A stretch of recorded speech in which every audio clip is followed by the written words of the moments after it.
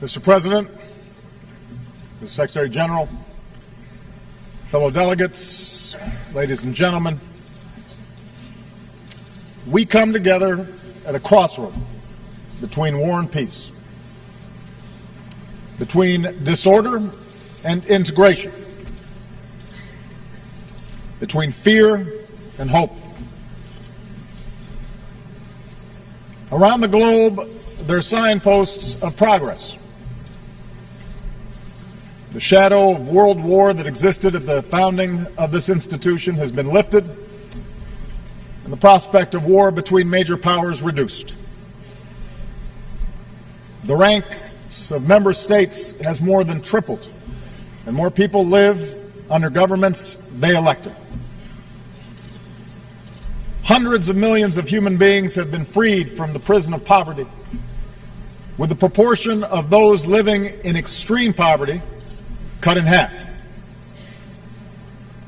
And the world economy continues to strengthen after the worst financial crisis of our lives.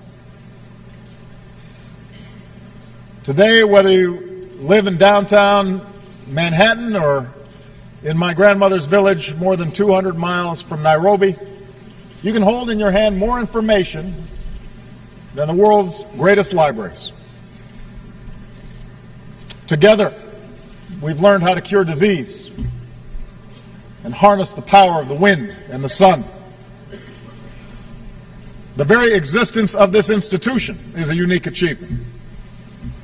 The people of the world committing to resolve their differences peacefully and to solve their problems together. I often tell young people in the United States that despite the headlines, this is the best time in human history to be born. For you are more likely than ever before to be literate, to be healthy, to be free to pursue your dreams. And yet there is a pervasive unease in our world. A sense that the very forces that have brought us together have created new dangers and made it difficult for any single nation to insulate itself from global forces. As we gather here, an outbreak of Ebola overwhelms public health systems in West Africa and threatens to move rapidly across borders. Russian aggression in Europe recalls the days when large nations trampled small ones in pursuit of territorial ambition. The brutality of terrorists in Syria and Iraq forces us to look into the heart of darkness. Each of these problems demands urgent attention, but they also are symptoms of a broader problem: the failure of our international system to keep pace with an interconnected world. We collectively have not invested adequately in the public health capacity of developing countries. Too often we have failed to enforce international norms when it's inconvenient to do so. And we have not confronted forcefully enough the intolerance, sectarianism, and hopelessness that feeds violent extremism in too many parts of the globe. Fellow delegates, we come together as United Nations with a choice to make. We can renew the international system that has enabled so much progress, or we can allow ourselves to be pulled back by an undertow of instability. We can reaffirm our collective responsibility to confront global problems, or be swamped by more and more outbreaks of instability. And for America, the choice is clear. We choose hope over fear. We see the future not as something out of our control, but as something we can shape for the better through concerted and collective effort. We reject fatalism or cynicism when it comes to human affairs. We choose to work for the world as it should be, as our children deserve it to be. There's much that must be done to meet the test of this moment. But today I'd like to focus on two defining questions at the root of so many of our challenges. Whether the nations here today will be able to renew the purpose of the UN's founding, and whether we will come together to reject the cancer of violent extremism. First, all of us, big nations and small, must meet our responsibility to observe and enforce international norms. We are here because others realize that we gain more from cooperation than conquest. 100 years ago, a world war claimed the lives of many millions, proving that with the terrible power of modern weaponry, the cause of empire ultimately leads to the graveyard. It would take another world war to roll back the forces of fascism, the notions of racial supremacy, and form this United Nations to ensure that no nation can subjugate its neighbors and claim their territory. Recently, Russia's actions in Ukraine challenge this post-war order. Here are the facts. After the people of Ukraine mobilized popular protests and calls for reform, their corrupt president fled. Against the will of the government in Kiev, Crimea was annexed. Russia poured arms into eastern Ukraine, fueling violent separatists, and a conflict that has killed thousands. When a civilian airliner was shot down from areas that these proxies controlled, they refused to allow access to the crash for days. When Ukraine started to reassert control over its territory, Russia gave up the pretense of merely supporting the separatists and moved troops across the border. This is a vision of the world in which might makes right. A world in which one nation's borders can be redrawn by another, and civilized people are not allowed to recover the remains of their loved ones because of the truth that might be revealed. America stands for something different. We believe that right makes might. That bigger nations should not be able to bully smaller ones, and that people should be able to choose their own future. And these are simple truths, but they must be defended. America and our allies will support the people of Ukraine as they develop their democracy and economy. We will reinforce our NATO allies and uphold our commitment to collective self-defense. We will impose a cost on Russia for aggression, and we will counter falsehoods with the truth.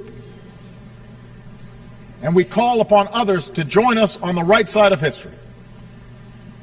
For while small gains can be won at the barrel of a gun, they will ultimately be turned back if enough voices support the freedom of nations and peoples to make their own decisions.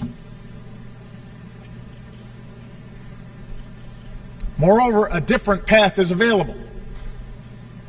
The path of diplomacy and peace and the ideals this institution is designed to uphold. The recent ceasefire agreement in Ukraine offers an opening to achieve those objectives. If Russia takes that path, a path that for stretches of the post-Cold War period resulted in prosperity for the Russian people, then we will lift our sanctions and welcome Russia's role in addressing common challenges. After all, that's what the United States and Russia have been able to do in past years, from reducing our nuclear stockpiles to meeting our obligations under the Nuclear Non-Proliferation Treaty, to cooperating to remove and destroy Syria's declared chemical weapons. And that's the kind of cooperation we are prepared to pursue again, if Russia changes course.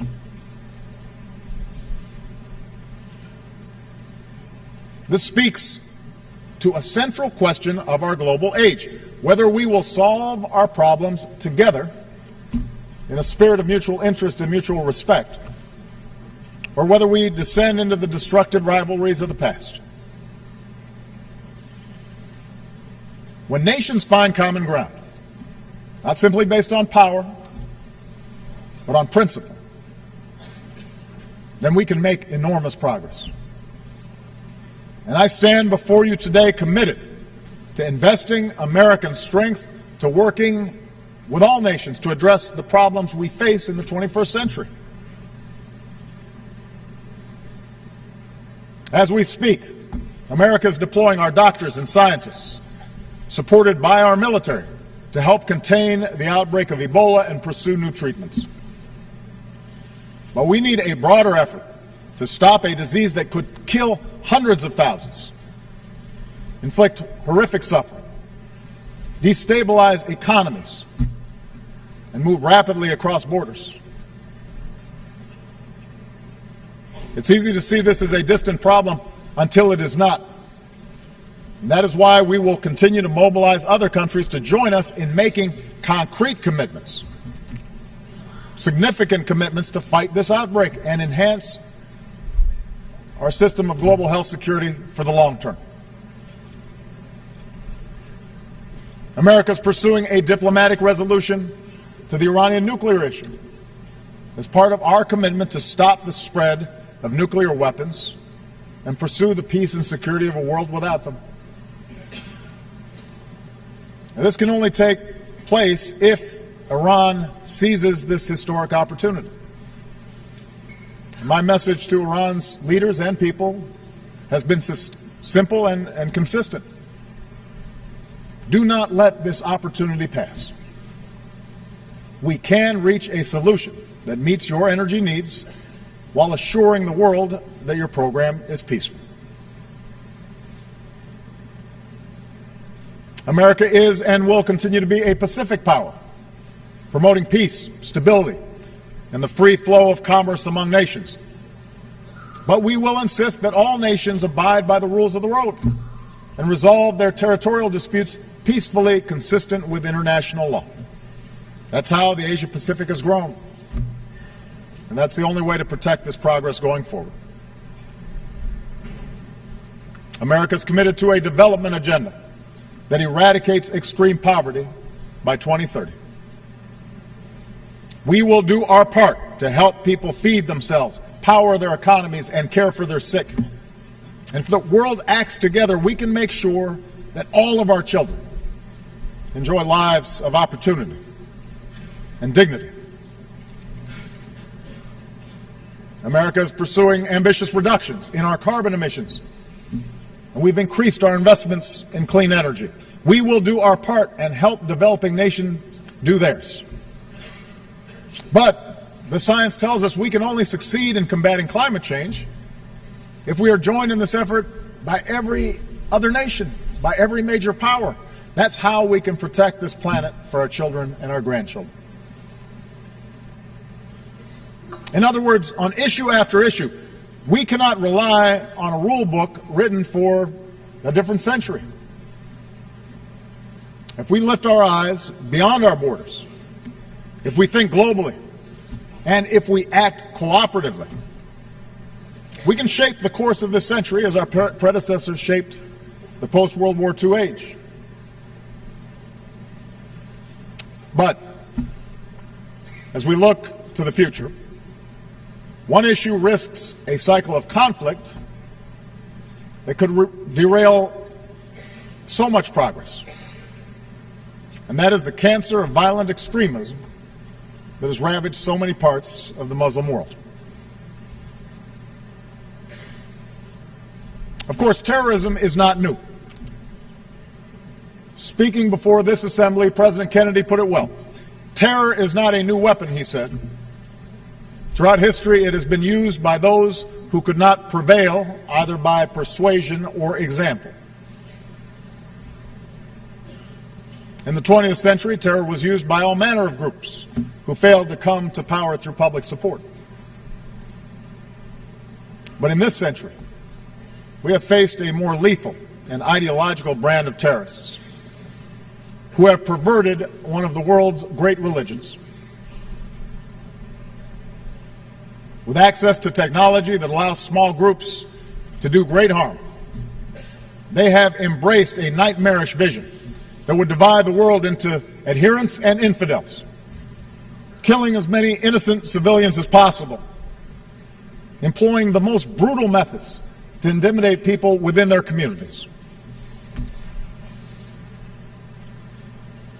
I have made it clear that America will not base our entire foreign policy on reacting to terrorism.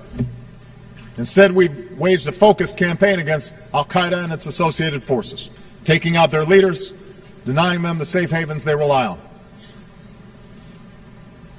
At the same time, we have reaffirmed again and again that the United States is not and never will be at war with Islam. Islam teaches peace. Muslims the world over aspire to live with dignity and a sense of justice.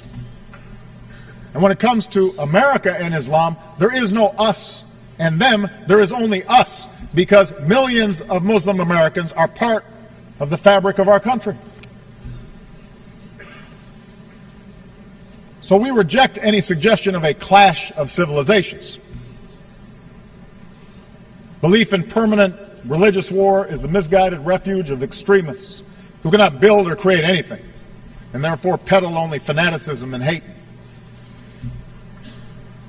And it is no exaggeration to say that humanity's future depends on us uniting against those who would divide us along the fault lines of tribe or sect, race or religion.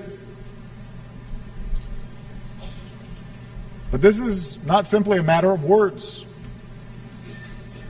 Collectively, we must take concrete steps to address the danger posed by religiously motivated fanatics and the trends that fuel their recruitment. Moreover, this campaign against extremism goes beyond a narrow security challenge. For while we've degraded methodically core al-Qaeda and supported a transition to a sovereign Afghan government, extremist ideology has shifted to other places, particularly in the Middle East and North Africa, where a quarter of young people have no job, where food and water could grow scarce, where corruption is rampant, and sectarian conflicts have become increasingly hard to contain. As an international community, we must meet this challenge with a focus on 4 areas. First, the terrorist group known as ISIL must be degraded and ultimately destroyed. This group has terrorized all who they come across in Iraq and Syria. Mothers, sisters, daughters have been subjected to rape as a weapon of war. Innocent children have been gunned down. Bodies have been dumped in mass graves. Religious minorities have been starved to death.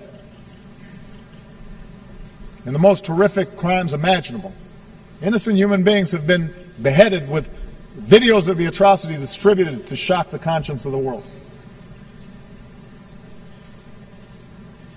No God condones this terror. No grievance justifies these actions. There can be no reasoning, no negotiation with this brand of evil. The only language understood by killers like this is the language of force. So the United States of America will work with a broad coalition to dismantle this network of death.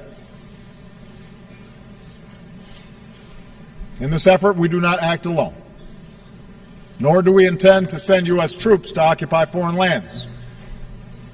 Instead, we will support Iraqis and Syrians fighting to reclaim their communities. We will use our military might in a campaign of airstrikes to roll back ISIL. We will train and equip forces fighting against these terrorists on the ground. We will work to cut off their financing and to stop the flow of fighters into and out of the region. And already over 40 nations have offered to join this coalition. Today I ask the world to join in this effort. Those who have joined ISIL should leave the battlefield while they can. Those who continue to fight for a hateful cause will find they are increasingly alone. for we will not succumb to threats, and we will demonstrate that the future belongs to those who build, not those who destroy. So that's an immediate challenge, a first challenge that we must meet. The second, it is time for the world, especially Muslim communities, to explicitly, forcefully, and consistently reject the ideology of organizations like Al-Qaeda and ISIL. It is one of the tasks of all great religions to accommodate, devote faith with a modern, multicultural world. No children are born hating, and no children anywhere should be educated to hate other people. There should be no more tolerance of so-called clerics who call upon people to harm innocents because they're Jewish, or because they're Christian, or because they're Muslim. It is time for a new compact among civilized peoples of this world to eradicate war at its most fundamental source, and that is the corruption of young minds by violent ideology. That means cutting off the funding that fuels this hate. It's time to end the hypocrisy of those who accumulate wealth through the global economy and then siphon funds to those who teach children to tear it down. That means contesting the space that terrorists occupy, including the internet and social media. Their propaganda has coerced young people to travel abroad to fight their wars and turn students, young people full of potential, into suicide bombers. We must offer an alternative vision. It means bringing people of different faiths together. All religions have been attacked by extremists from within at some point, and all people of faith have a responsibility to lift up the value at the heart of all great religions. Do unto thy neighbor as you would have done unto yourself. The ideology of ISIL or Al-Qaeda or Boko Haram will wilt and die if it is consistently exposed and confronted and refuted in the light of day. Look at the new forum for promoting peace in Muslim societies. Sheikh bin Bayad described its purpose.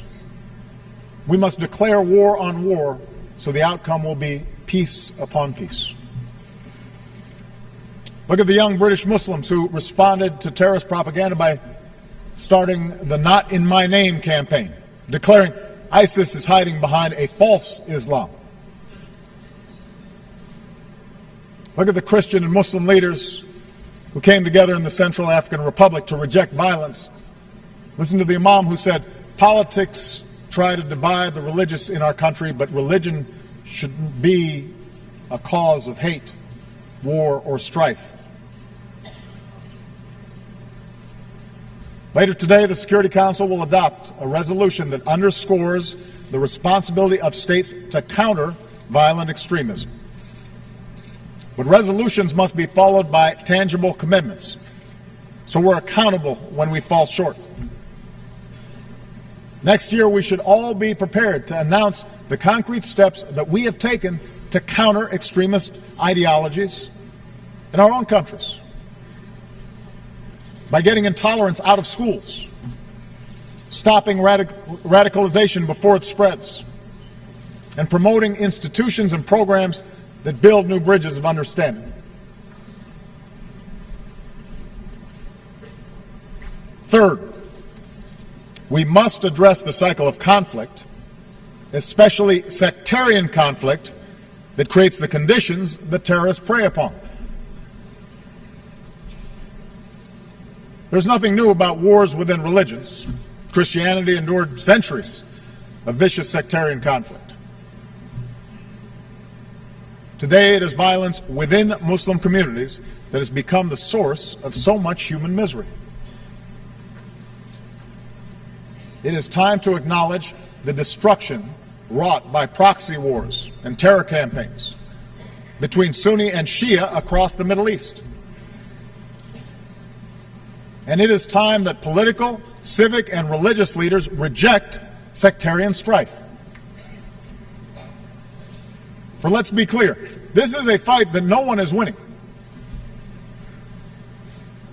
A brutal civil war in Syria has already killed nearly 200,000 people, displaced millions. Iraq has come perilously close to plunging back into the abyss. The conflict has created a fertile recruiting ground for terrorists who inevitably export this violence. The good news is we also see signs that this tide could be reversed. We have a new inclusive government in Baghdad, a new Iraqi prime minister welcomed by his neighbors, Lebanese factions rejecting those who try to provoke war. And these steps must be followed by a broader truce. Nowhere is this more necessary than Syria. Together with our partners, America is training and equipping the Syrian opposition to be a counterweight to the terrorists of ISIL and the brutality of the Assad regime. But the only lasting solution to Syria's civil war is political. An inclusive political transition that responds to the legitimate aspirations of all Syrian citizens, regardless of ethnicity, regardless of creed. The cynics may argue that such an outcome can never come to pass, but there is no other way for this madness to end, whether 1 year from now or 10. And it points to the fact that it's time for a broader negotiation in the region in which major powers address their differences directly, honestly, and peacefully across the table from one another, rather than through gun-wielding proxies. I can promise you, America will remain engaged in the region, and we are prepared to engage in that effort. My fourth and final point is a simple one. The countries of the Arab and Muslim world must focus on the extraordinary potential of their people, especially the youth. And here I'd like to speak directly to young people across the Muslim world. You come from a great tradition that stands for education, not ignorance, innovation, not destruction, the dignity of life, not murder. Those who call you away from this path are betraying this tradition, not defending it. You have demonstrated that when young people have the tools to succeed, good schools, education in math and science, an economy that nurtures creativity and entrepreneurship, then societies will flourish. So America will partner with those that promote that vision. Where women are full participants in a country's politics or economy, societies are more likely to succeed. And that's why we support the participation of women in parliaments and peace processes, schools, and the economy. If young people live in places where the only option is between the dictates of a state or the lure of an extremist underground, then no counterterrorism strategy can succeed. But where a genuine civil society is allowed to flourish, where people can express their views and organize peacefully for a better life, then you dramatically expand the alternatives to terror. And such positive change need not come at the expense of tradition and faith. We see this in Iraq, where a young man started a library for his peers. We link Iraq's heritage to their hearts, he said, and give them a reason to stay. We see it in Tunisia, where secular and Islamist parties worked together through a political process to produce a new constitution. We see it in Senegal, where civil society thrives alongside a strong democratic government. We see it in Malaysia, where vibrant entrepreneurship is propelling a former colony into the ranks of advanced economies. And we see it in Indonesia, where what began as a violent transition has evolved into a genuine democracy. Now, ultimately, the task of rejecting sectarianism and rejecting extremism is a generational task, and a task for the people of the Middle East themselves. No external power can bring about a transformation of hearts and minds. But America will be a respectful and constructive partner. We will neither tolerate terrorist safe havens nor act as an occupying power. We will take action against threats to our security and our allies while building an architecture of counterterrorism cooperation. We will increase efforts to lift up those who counter extremist ideologies and who seek to resolve sectarian conflict. And we will expand our programs to support entrepreneurship and civil society, education and youth, because ultimately these investments are the best antidote to violence. We recognize as well that leadership will be necessary to address the conflict between Palestinians and Israelis. As bleak as the landscape appears, America will not give up on the pursuit of peace. Understand, the situation in Iraq and Syria and Libya should cure anybody of the illusion that the Arab-Israeli conflict is the main source of problems in the region. For far too long, that's been used as an excuse to distract people from problems at home. The violence engulfing the region today has made too many Israelis ready to abandon the hard work of peace. And that's something worthy of reflection within Israel. Because let's be clear, the status quo in the West Bank and Gaza is not sustainable. We cannot afford to turn away from this effort. Not when rockets are fired at innocent Israelis or the lives of so many Palestinian children are taken from us in Gaza.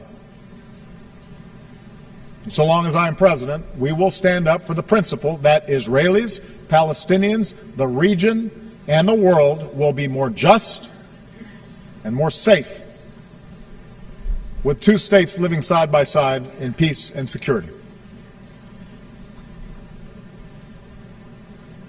So this is what America is prepared to do. Taking action against immediate threats while pursuing a world in which the need for such action is diminished. The United States will never shy away from defending our interests, but we will also not shy away from the promise of this institution and its universal Declaration of Human Rights. The notion that peace is not merely the absence of war, but the presence of a better life. I realize that America's critics will be quick to point out that at times we too have failed to live up to our ideals, that America has plenty of problems within its own borders. This is true. In a summer marked by instability in the Middle East and Eastern Europe, I know the world also took notice of the small American city of Ferguson, Missouri, where a young man was killed and a community was divided. So yes, we have our own racial and ethnic tensions. And like every country, we continually wrestle with how to reconcile the vast changes wrought by globalization and greater diversity with the traditions that we hold dear. But we welcome the scrutiny of the world, because what you see in America is a country that has steadily worked to address our problems, to make our union more perfect. to bridge the divides that existed at the founding of this nation. America is not the same as it was 100 years ago, or 50 years ago, or even a decade ago, because we fight for our ideals, and we are willing to criticize ourselves when we fall short, because we hold our leaders accountable and insist on a free press and independent judiciary, because we address our differences in the open space of democracy with respect for the rule of law, with a place for people of every race and every religion, and with an unyielding belief in the ability of individual men and women to change their communities and their circumstances and their countries for the better. After nearly 6 years as president, I believe that this promise can help light the world, because I have seen a longing for positive change, for peace and for freedom and for opportunity and for the end to bigotry in the eyes of young people who I've met around the globe. They remind me that no matter who you are or where you come from or what you look like or what God you pray to or who you love, there's something fundamental that we all share.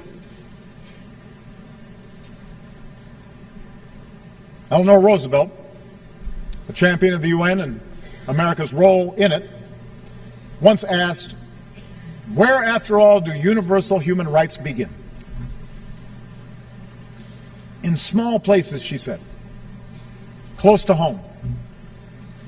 So close and so small that they cannot be seen on any maps of the world, yet they are the world of the individual person, the neighborhood he lives in, the school or college he attends, the factory, farm, or office where he works. Around the world, young people are moving forward, hungry for a better world.